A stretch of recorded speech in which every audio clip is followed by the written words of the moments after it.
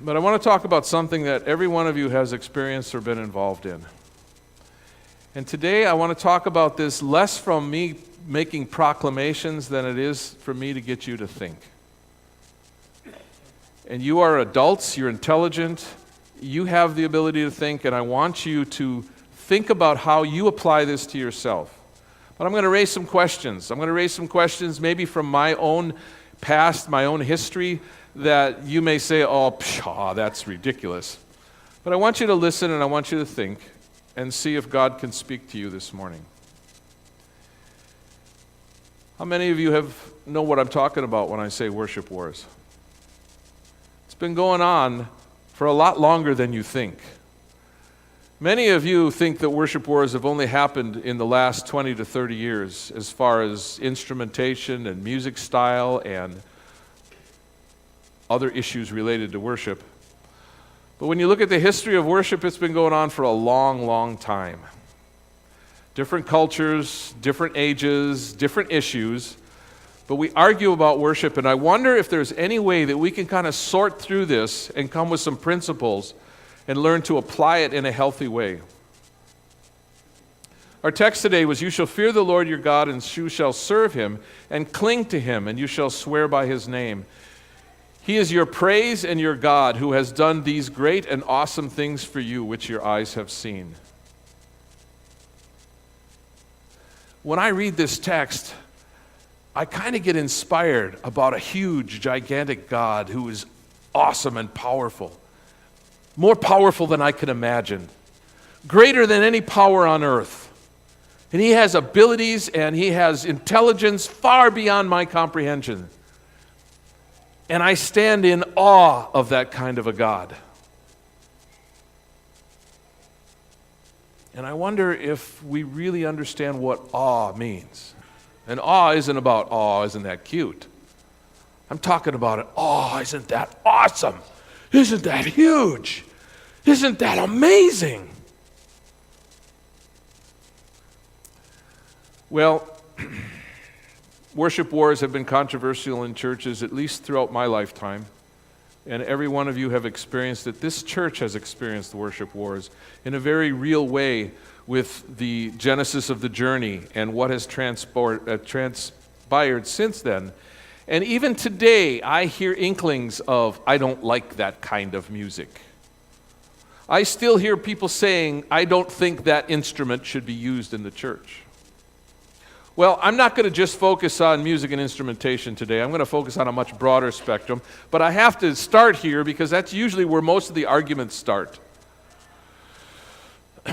Denominations have split over this. Do you know that there is a denomination that refuses to allow instrumentation of any kind in the church, that they only sing vocally, and that they look at any church that uses a piano, organ, or any kind of instrument as from the devil? And they split over issues like this and judge one another saying, oh, I can't believe you have a guitar in church. That's Satan's weapon. So what are some of the primary issues that we have been fighting for many, many years? Well, music style and instrumentation is one of the big ones. It's probably the most prominent one that many of you have seen some discussions over. But there's something else, and that's the definition and description of reverence and what that means and what it looks like. And every one of you have an opinion on that. In fact, some of you are highly judgmental. Hey, I am. I'm going to admit it right now. And I'm actually going to give you an example later on of something that so makes me upset in appearance that I want to grab the person and shake them when I see them. And I'll get to that later. Now, I pulled this quote off the web on an article that was entitled Worship Wars. And it says, increasingly informal worship is part of a movement away from belief and doctrine, which is being pushed by much of the non-denominational churches, which is a minimization of doctrine, minimization of following biblical principles, and trying to find the least common denominator that we can all agree on. And so in this movement, we have moved away to a more casual form of worship, more casual way that we deal with God. And I want you to think about this. Is it good? Is it bad? I don't know, because I struggle with this. And I'll explain some things as to where I struggle. And maybe my struggle isn't your struggle, and maybe you'll look at me and go, oh, get over it, Pastor, you're silly. I don't know, but I'm going to share with you some of my struggles in the area of reverence. Now, for most of you who are above 50, I'm going to use that as just a cutoff, above 50, you remember the trouble with going from hymns to contemporary music. How many of you who are born and raised Adventists remember Take 3? Raise your hands. Do you remember the controversy of Take 3? Because they had guitars. And they played them in church. My wife described this to me, and I'm like, are you kidding me? But this was huge in the Adventist church. And this was in the 70s, I'm thinking, maybe mid-70s. And we've got all the Take 3 music. I love it. It's good stuff. We got the music books. We play it at home and sing it. It's good stuff. But I was like, how did this become a controversy? But there's the sanctimonious hymn-only people, that you can't sing anything but hymns. And then you have the people who, I don't hate hymns. I'm only want to sing contemporary music. But it didn't stop there in the 70s and 80s. And it's been a slow transition that even contemporary music is changing. Do you know that? The contemporary music of the 70s and 80s and early 90s is not the same as the contemporary music today. It's changing. And so today we have contemporary starting to have a little conflict with more of the new agey Pentecostal type worship. And this is what's coming out of some of our large churches that are heavily music oriented. What is one of the issues that's taking place? Now, I know that hymn and hymnology requires a fairly good understanding of music. Some hymns are very complicated, and some of them are hard to sing. But one thing that you'll find in hymns is that they generally have a good biblical theology, a strong biblical theology. And many times you're singing biblical concepts, deeper concepts, not superficial. Well, the contemporary movement went to a little bit easier instrumentation. You know, we're going to play D, G, and A, and we're going to play 3 chords, and we're going to play it simpler, and people are going to be able to sing wherever we are, and there was a good thing about that, and the words became a little more modern and simplified. How many of you know what an Ebenezer is? Here I raise my Ebenezer. That's a hymn. That's a line in a hymn. Here I raise my Ebenezer. What is that? Well, it's a biblical concept. If you knew the biblical story, you'd know exactly what an Ebenezer is. But I heard young people complaining, I don't know what that is. Why should we sing that stuff? That's stupid. Well, because they didn't have knowledge of it. It was ignorant. But for those who wrote the hymns who were biblically in tune, it made sense to them. And it had meaning, and they loved it. But we moved to contemporary music, which isn't bad. I like a lot of contemporary music. I really do. And it touches me. But the latest trend is moving farther and farther away from any depth of meaning to more of a mantra. Highly repetitious, singing the same thing over and over and over and over and over. Tell me when to stop. Over and over. And it becomes like, what's the point? And so this dumbing down of music, not only from an instrumentation, but from the words and the messages being conveyed, is moving farther and farther along. Is it all bad? I don't know. Then this is where I struggle, because it blesses some people. It doesn't always bless me, and sometimes I want to get up and walk out and say, I'm done. I sang that chorus 19 times, and I am done. I'm tired. But maybe that's just me. And maybe some people are blessed by that. But how much watering down do we do before we're just sitting there going, and we call that music? I don't know. But there is a trend, there is a pattern, there is a movement that I'm not sure I fully understand. The other thing that I'm concerned about with music, well, is that what it does to us. You know that music affects us. Every evangelist in the Adventist church that I worked with has used music to motivate people to make a decision. They make a call and they get the pianist. I've done it. Get the pianist up here and start to play a song. And then they call, and the song keeps playing, and they call. And they're using music to motivate, to manipulate, to control you. And music has that power, and you need to understand it. Music can cause that kind of effect on you. How many of you have been riding in the car and you heard a song and you started to tear up because of all the memories and thoughts? Music has power. It has power for good, but it also has power to move you to a place where it's not so good. And I want you to think about music. I'm not here to criticize. I'm here to get you to think. Where is this music taking me? Because the number one thing I want you to leave with today is worship is not about me. Worship is not a spectator sport where you come to get your stuff fixed. Worship is always about Him. Always about Him. And music that takes you away from Him is not healthy.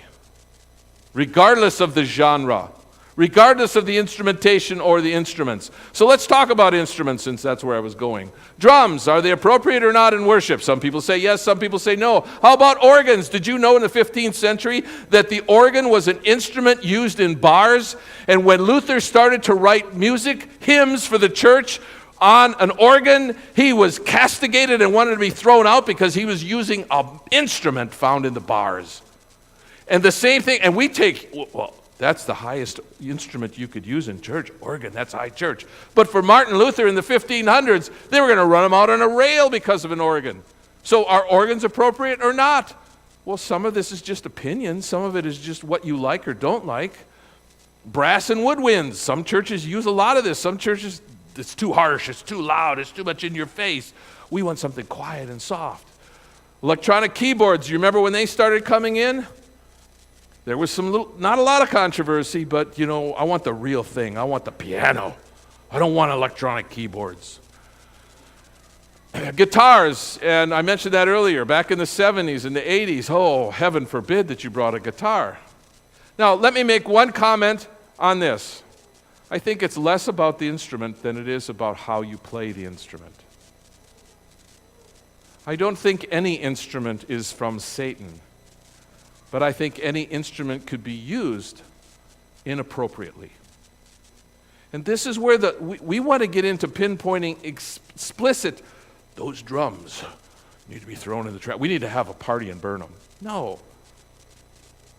I had a young man, his name was Travis, and he played, he was like 19 when I first came to Cleveland, and he was a drummer, and he had played in some pretty raucous bands.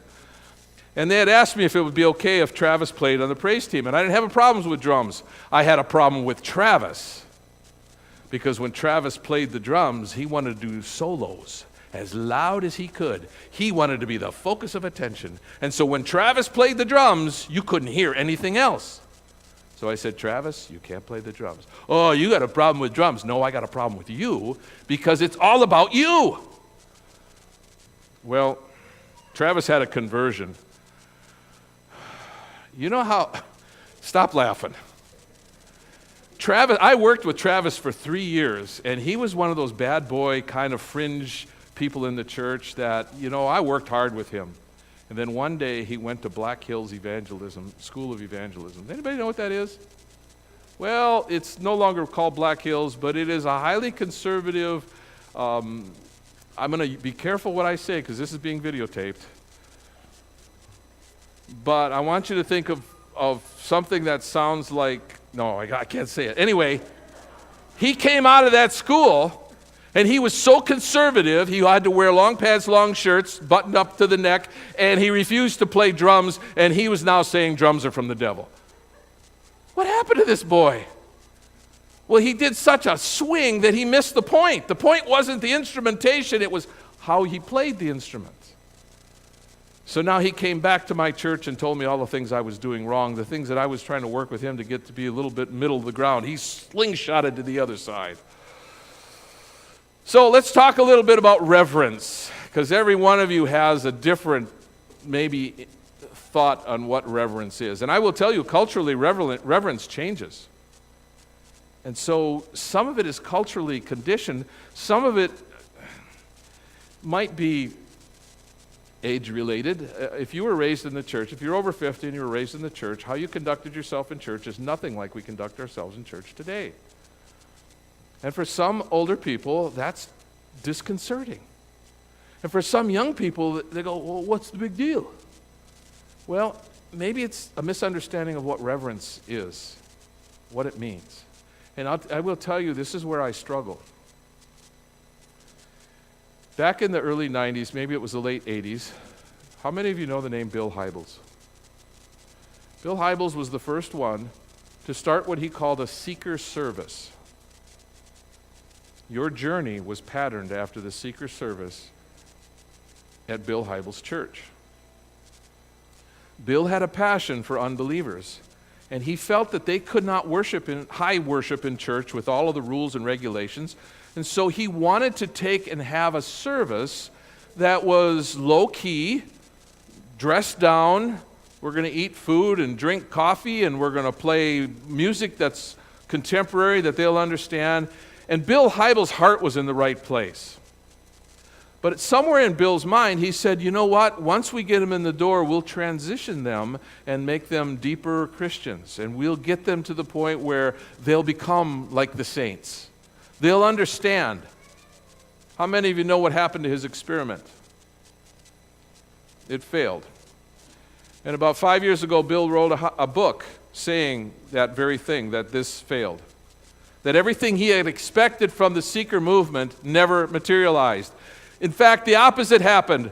The people who were regularly attending high church went to the seeker service and said, oh, this is much better. We can have coffee and donuts while we're in church. I like this. I can dress down, no more suits, no more ties. I can come in shirts, cut off shirts and cut off pants, and I can do it. And so the intent of what Bill was doing was right, but it never went the way he thought it should. And so there was a dumbing down of reverence with people in worship. And I struggle with this because I want to reach lost people. People who are not comfortable in church, I want to reach them. But how do we reach them and bring them along to a higher understanding of the awesomeness of God? How do we move people from where they are to where they could be with a deep reverence for God? And we seem to have missed that step, or we don't think it's necessary. I don't know which. But I will tell you, I struggle with this. I don't ever want to come down hard on a dress and attire. But there are some times I wonder, what have we lost? And I'll tell you my example now. I do a lot of funerals. And I'm old school on funerals. Because when you go to a funeral, it's not about you. You are there to support the loved ones and the family members of the deceased. And when I see a person coming to a funeral dressed like they're going to a cocktail party, I get angry. How dare you draw attention to yourself when you are here to support the family of somebody who has just died, and you come dressed looking like a prostitute, or you come dressed with cut-off blue jeans and tennis shoes. How dare you not respect the dead and the family? And that's the only time I want to throttle somebody by the throat and say, you have no respect. That's the only time you'll see my ears turning red when it comes to attire. Please, please respect the family of the deceased, and it's not about you. Put on something appropriate. Dress nice. You don't have to show all your tattoos this day, because it's not about you. And there's some inkling there that maybe worship in the sanctuary should be the same with God. It's not about me. It's about Him. And when I come making a statement that this is who I am, accept me, but I struggle with this because there are people who are spiritually immature that maybe the only way they can come to church is this way, and I want to embrace them and I want to love them. But I also wonder, where are the spiritually mature? Where are the adults? Where are the people who are demonstrating reverence? Well, reverence is a feeling or attitude of deep respect tinged with awe. Veneration. The definition frequently includes more than just an attitude, but an action of showing respect. Now, we're showing a video series called Love and Respect. And if you haven't seen this, or you really should be seeing this, because whether you're married or not, this guy has really nailed it from a biblical perspective on the character of women and the character of men, and that women exude love and they need love, and men are men of honor and need respect. Now, as I read Genesis, when God created man and woman, he created them both together to represent what? The image of God. But they're different, aren't they? Men and women are different. And it's only together between the man and the woman that we have the complete image of God. And so we have respect and love combined in a healthy marriage between a man and a woman, demonstrating the character of God. What have we lost in our society today? Respect.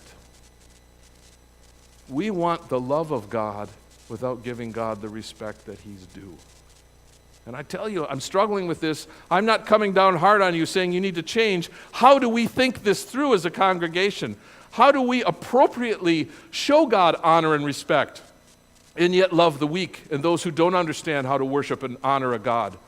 I don't have the answer. I'm raising the question, how do we as mature believers honor the God that we say is awesome, magnificent, greater than all of the universe? How do we honor him? So how does one show respect to God, or for anyone for that matter? What might be included? Well, an attitude. I can't read my own writing, it's too small. Behaviors and attire. And I think all of those in every culture are ways in which we show respect. If you had a meeting with the Queen of England, how would you dress to go and see her? I mean, just how in advance. You got a month to prepare. Are you going to get a haircut or get your hair done, ladies? Get your nails done? You're going to go out and buy new clothes, get your shoes shined? And when you show up to see the Queen of England, are you going to try to look presentable as a sign of respect and honor? Doesn't God deserve the same or greater? But again, I don't think that a non-believer or an immature Christian understands that. And that's what Bill Hybels was trying to do, to reach these people. But we never segued into demonstrating true honor and true respect for the Creator God. So, are there different forms of showing respect in different cultures? Absolutely. The controversy of drums in the United States is ridiculous to the people in India, because their primary instrument in worship is drums. When they heard about what was going on in the United States, they thought we were crazy. They can't afford pianos and organs. They do have some stringed instruments, but they're expensive, and you can make a drum out of anything. And when I was in India for a month doing evangelism back in 2011, I think it was, I remember going in a huge, huge church, twice the size of this one. They had asked me to speak that morning, and it was primarily an English-speaking church, although they had translation. And there were two things that I saw that were culturally conditioned forms of reverence that were unique to me as a North American. The first was I had a hard time getting through the door because of all the shoes. For them, it is disrespectful to walk into a home, let alone a place of worship, with shoes on your feet. And boy, is it a gas trying to find your shoes after worship. When everybody's out there, and the kids and everybody's trying to find their shoes, and I'm like, where am I going to put my shoes? I want to find them when I get done. But nobody walks into a house of worship in India wearing shoes. For them, that's huge disrespect. And the other, well, the fact that the women and the men sat on separate sides of the church, and the women were veiled, but this was all signs of respect for them. And then they had 6 people playing 6 different styles of drums for worship. And I thought the worship was really good. So where do we draw the line on this? Is it the instrumentation or is it the attitude? Is it the understanding that God is awesome and He deserves more? He deserves our best, whatever that best is in your culture. And how do we define that? Because today in the United States, we are a mixed race and mixed cultures. And we bring all kinds of things. We have different age groups. We have different cultures coming together. How do we demonstrate reverence? Should I put a sign up outside the door saying, do not enter wearing your shoes? Should I put other signs up outside the door that I'm going to prescribe to you what reverence is? Or do you, because of your deep-seated awe and respect for God, do the best you can to show him reverence? And I stop judging you for it. That would be the best. But I don't know, can we do that? Can somebody who comes in here dressed inappropriately, can we love them and not chastise them? But can I come and dress, some people have kind of teased me about wearing suits and ties and stuff like that. And I don't feel that you want me to, but I want to give God my best. I want to look good for him. I want to come here and dress in a business-like professional manner. If I went to a business meeting, I would do nothing less than this. How can I not do this for God? As I stand up here as a representative for him, I will not stand up here in shorts and flip-flops. That's not me. Personally, I can't do that. Besides, my wife would slap me. She is my attire sergeant at arms, and she would never let me out. This morning, she made me take my shirt off and get it ironed before she let me come to church this morning. She's a good woman. I love her. She takes care of me. Well, let's consider order and not confusion, because when I read Scripture, when I look at honoring God or honoring God's services, I see order. I see order in the heavens. I see order in nature. I see order in the Old Testament sanctuary. I see that we serve a God of order. So confusion does not bring honor to God. Listen very carefully to what I'm saying. A worship that is filled with confusion is not worship for God. It is not honoring God. Worship in confusion tends to be more about the worshiper instead of the one to whom worship is directed. How about humble demeanor? Can you honor God even if the best you have is rags, but when you come to worship, you come with a humble demeanor? Is that reverence? Absolutely. And we need to honor people who come with the best that they have. We don't need to judge them and say, get out of here until you change your clothes. I am come from a place where street people used to walk in the middle of church and they reeked of alcohol, urine, and feces. And we never asked a single one to leave. We would go and bring them in. They didn't have the capacity or the knowledge to reverence God. But I'll tell you what, if one of my converted believers came in dressed like that, I would think twice. I would go up and say, don't you think you need to go home and maybe wash up? Wouldn't that be appropriate? Because you know the God that you worship and that you honor. And don't you think you should show him some respect? But a street person coming in off the street, there's no way. I'll go up and give him a hug even if he smells like urine. So maybe that's reverence too. Maybe we reverence God by how we treat people. I want you to think. I don't want to tell you what to do. I want you to think about this because I struggle with this concept. How about simplicity? Simple is always good, isn't it? I think it is. Complexity kind of alienates people. They're not able to handle complexity, too complex. And the primary thing that I want you to consider about reverence is that we give deference to God. We are here today because of God. We come to church because of God. And if you're coming to church for any other reason than God, then you need to do a heart check. If you're coming so that you get your emotional needs met, you don't understand worship. And you're not reverencing God, you are reverencing self. And that's really difficult, folks. Because the reality is that true worship will affect you emotionally. It will. If you come with a converted heart, with a dedication to God, there will be an emotional feeling. But if you're only coming for the feeling and you miss the focus that God is supreme and he is awesome, it's for the wrong reason. And you're not really giving reverence to God. So, now I put the translation because not all translations translate this the same. So this is the New American Standard Bible that translates this text that I want to read to you. A son honors his father and a servant his master. Then if I am a father, God is speaking here, where is my honor? And if I am a master, where is my respect? says the Lord of hosts to you. Do we honor people more than we honor God?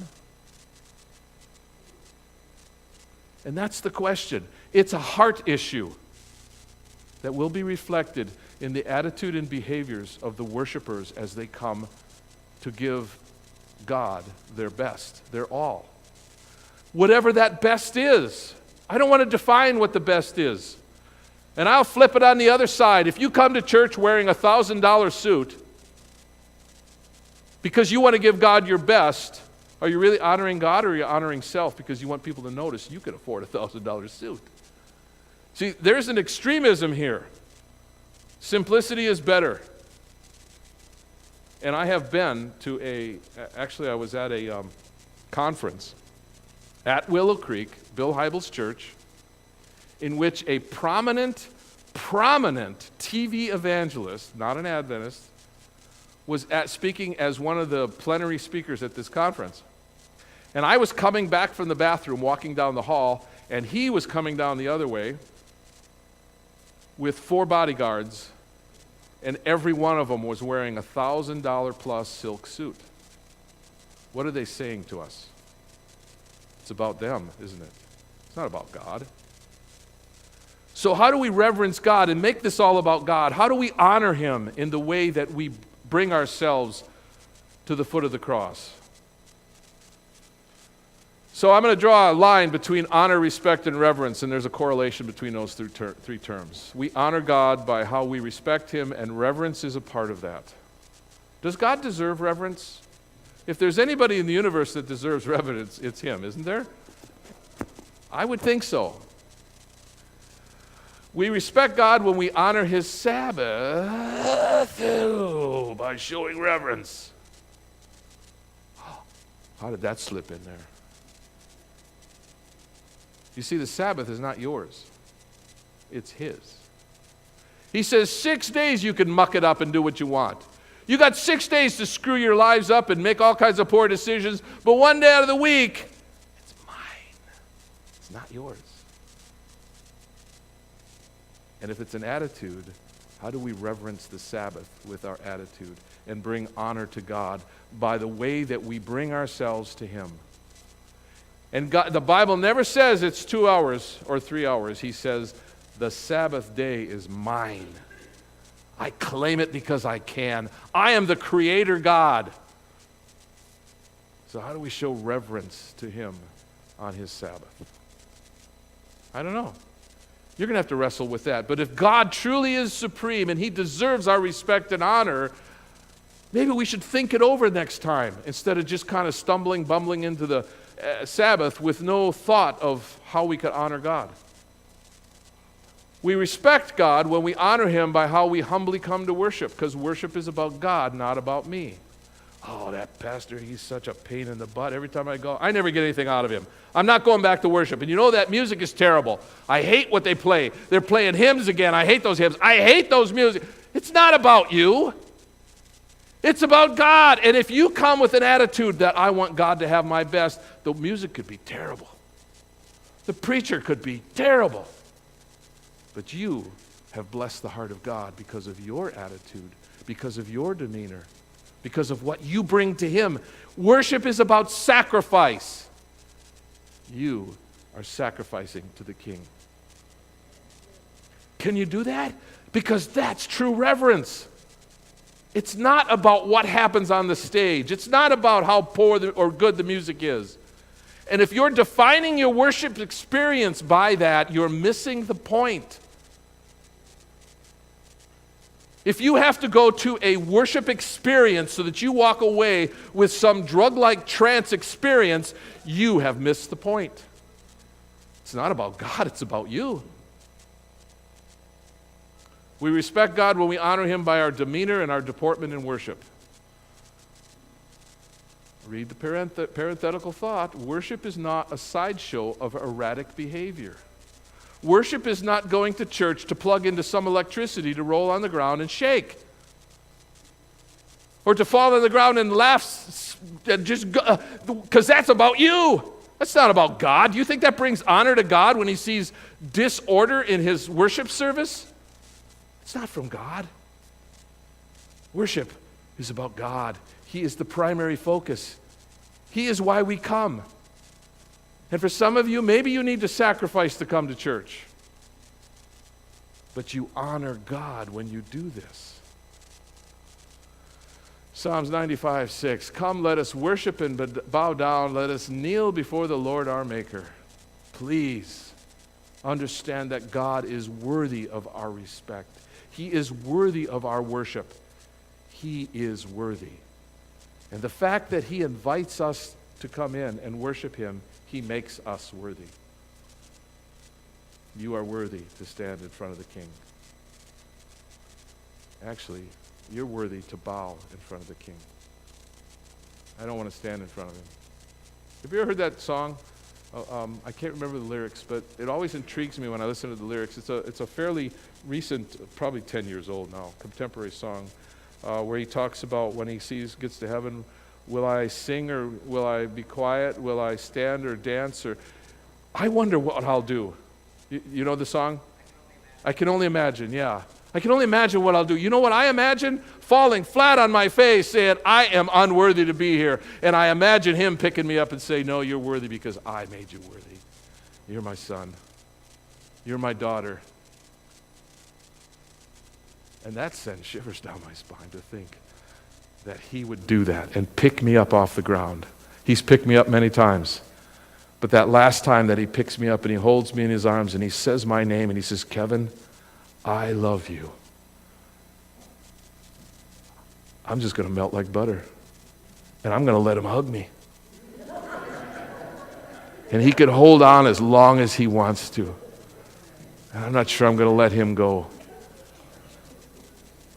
He is worthy of my worship. He is more than worthy of my reverence. Exalt the Lord our God and worship His footstool. Worship at His footstool. Holy is He. Remember, worship is totally about Him and not about you. And if we could get that down, I wonder what worship could become. Where we are giving our best and our all to God to glorify Him with no expectation of some supernatural experience, some out-of-body experience, but an in-body reality that we stand before the King of the universe. Revelation 14:7. Now, for some of you, this has been redacted from your scriptures. I understand that it says some offensive things, and in the politically correct world today, that I have to be careful some of the texts that I use. And the angel said with a loud voice, fear God and give Him glory, because the hour of His judgment has come. Worship Him who made the heavens, the earth, the sea, and the springs of water.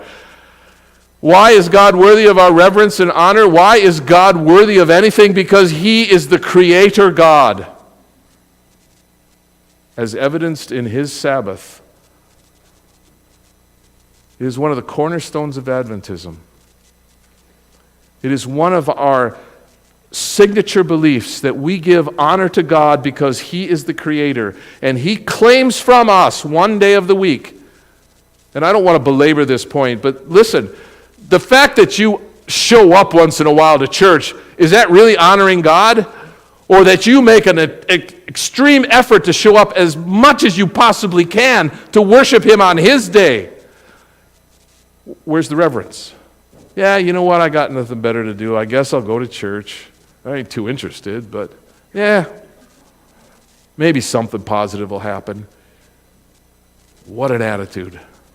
Where is reverencing God in that attitude? I want to get up on Sabbath morning and say, I can't wait to come before the throne of God.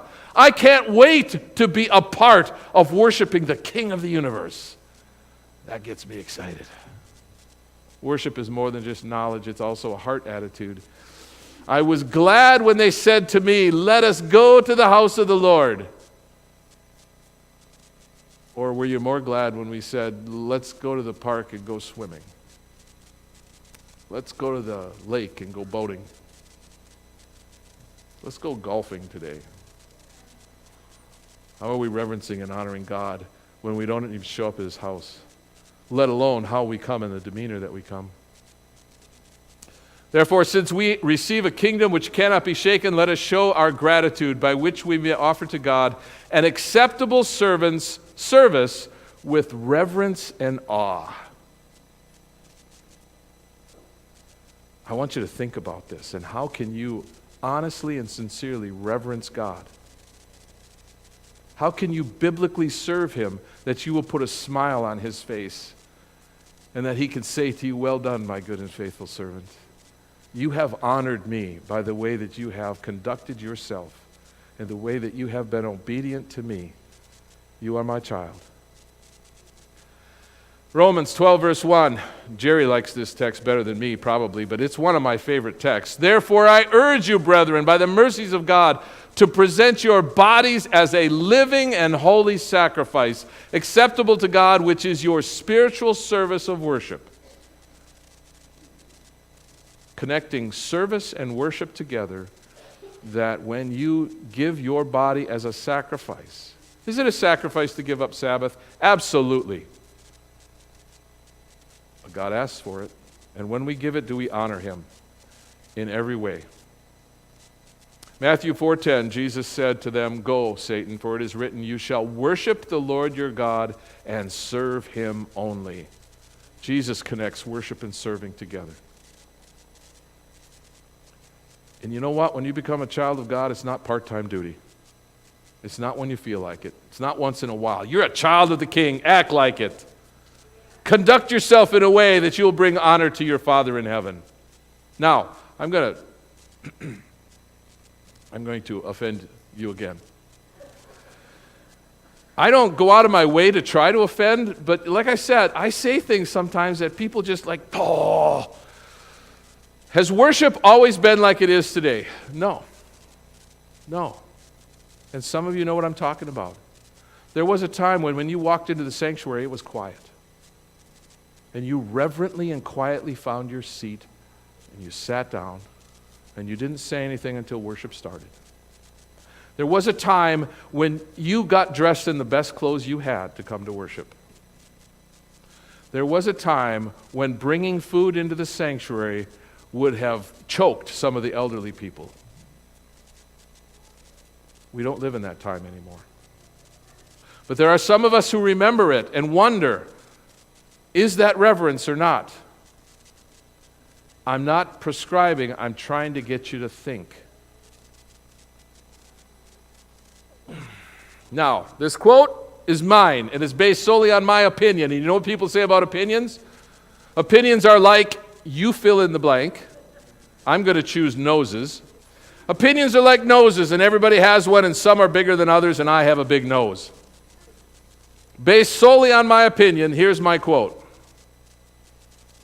The majority of Christians have moved so far on the continuum to the side of the nearness and love of Jesus that we have lost, or at least diminished to a great degree, the awesomeness of God. Do you know what I'm talking about? We have so focused on God's love and mercy and acceptance that we have lost the other aspect of His character. One of the earliest sermons I preached here, that a number of you said that you still remember, was the tensions in Scripture. Tensions that hold us in the middle.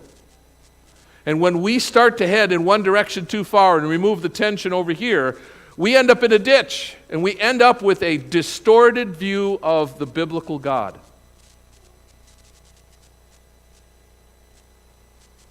The majesty and distance of God has been so downplayed that the God we seem to be worshiping is a toothless elderly deity that enables His creation to the point of ad nauseum, which means sickening. We have lost all respect for the God who consumes like a burning fire. Now, how do we hold these two in tension? How do we not give up the God of love and mercy and still hold to the awesomeness of the deity of the universe who holds worlds in His hand? How do we do that? How do we do that individually? How do we do that as a church? I don't know. But I do know that God calls all of us to give reverence to Him. And I don't want to prescribe to you, but I want you to think about your relationship with God and how do I honor Him? How do I, as an individual, honor Him? Now, Part of the genesis of this sermon came from an issue of food in the sanctuary. I'm going to be honest with you. There was a discussion at the board as to whether or not we should put up signs that said no food in the sanctuary. We had an incident a few weeks ago where somebody brought food in, and the result of that was a huge colony of ants emerged in the sanctuary because they found the food source. So those who clean up, the deacons and deaconesses who had to clean up the mess, were really concerned about this.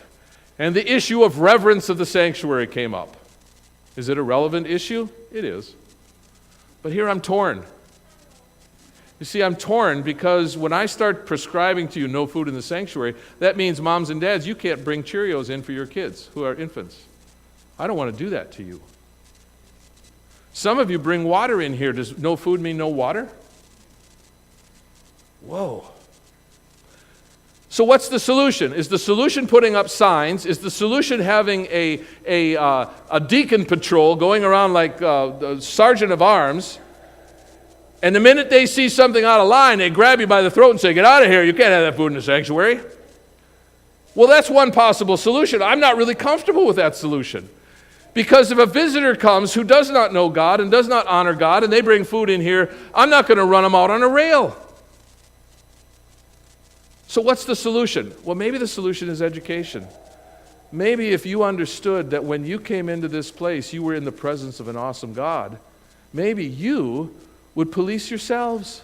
And I don't have to send the police force out to clean up the food sources all over the floor.